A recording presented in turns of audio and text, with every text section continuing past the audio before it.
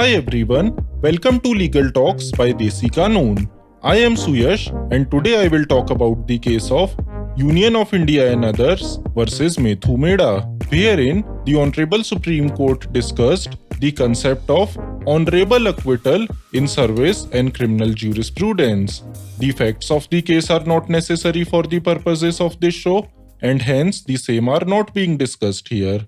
Briefly speaking, in the instant case, the court considered whether a person who has been acquitted in a criminal case involving offense of moral turpitude, such as kidnapping, etc., is fit to be appointed in governmental services or not.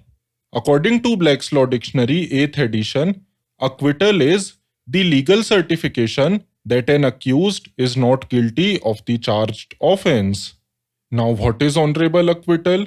According to the court, honorable acquittal happens when the acquittal is directed by the court on consideration of facts and material evidence on record with the finding of false implication or the finding that the guilt had not been proved, accepting the explanation of accused as just. Conversely, if the prosecution could not prove the guilt of an accused for other reasons, then such acquittal may be treated as other than honorable by the court, and consequent proceedings in service law may follow. Further, it is a well-known legal proposition that the principles used to adjudge the guilt of a person in the service jurisprudence are different from the ones in the criminal jurisprudence. According to the courts, even when a person is acquitted by a criminal court, then also such person's employer may deny appointment to him on the ground that the nature of acquittal is such that it casts doubts on the integrity of the person. In such light, the court considered the expression honorable acquittal that is unknown to the criminal statutes of our country and has been developed through judicial exposition. In order to understand the concept of honorable acquittal in a better manner, let us go through the pertinent observations by the court. Firstly, the court cited the case of Avtar Singh versus Union of India and others, wherein the effect and consequence of acquittal in service jurisprudence was explained as follows. A. Information provided by the candidate regarding criminal proceedings against him must be true and there should be no suppression.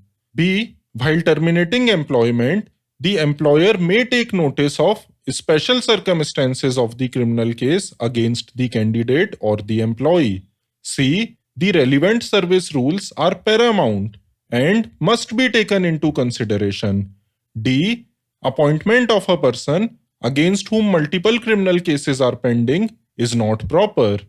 E. If the offense involves moral turpitude and the acquittal is on a technical ground, then such acquittal is not a clean or an honorable acquittal, and such facts may be considered by the employer. F. Before a person is held guilty of suppressio veri or suggestio falsi, knowledge of the fact must be attributable to him. Secondly, the court discussed that acquittal in a criminal case is not conclusive of the suitability of the candidates on the post concerned, and in acquittal or discharge of a person, it cannot always be inferred that he was falsely involved or he had no criminal antecedent. The court further stated that non-examination of key witnesses leading to acquittal is not honorable acquittal. In fact, it is by giving benefit of doubt. Thirdly, the court observed that the standard of proof required for holding a person guilty by a criminal court and inquiry conducted by way of disciplinary proceeding is entirely different. In a criminal case, the onus of establishing guilt of the accused is on the prosecution until proved beyond reasonable doubt. In case the prosecution failed to take steps to examine crucial witnesses or the witnesses turned hostile, such acquittal would fall within the purview of giving benefit of doubt, and the accused cannot be treated as honorably acquitted by the criminal court.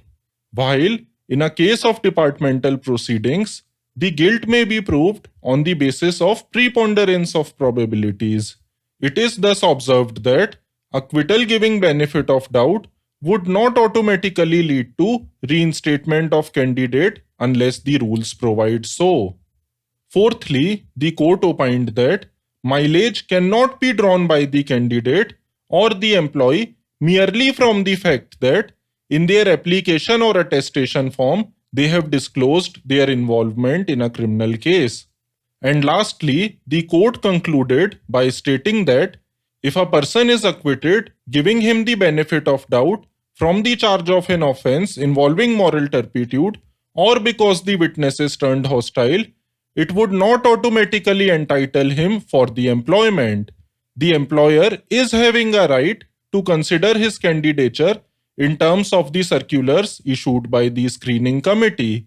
The mere disclosure of the offences alleged and the result of the trial is not sufficient. In the said situation, the employer cannot be compelled to give appointment to the candidate. Those were the observations by the court, and I hope that the meaning and the nature of the term honorable acquittal is clear by now.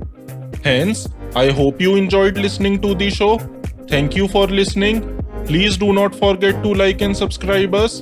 And if you have any comments, please make them in the comments section. See you next time. Till then, stay tuned.